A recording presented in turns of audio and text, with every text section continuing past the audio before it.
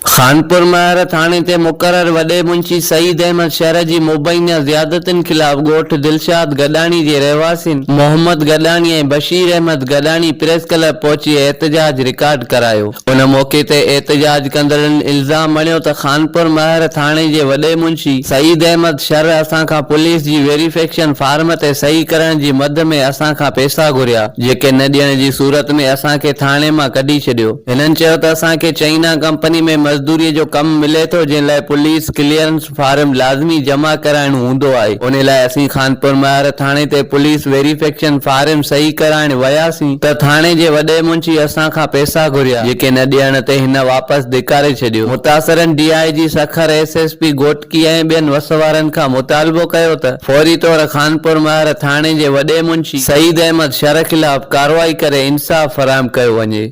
मीर मंठार अली चन्ना, तोंग न्यूज़, खानपुर महर।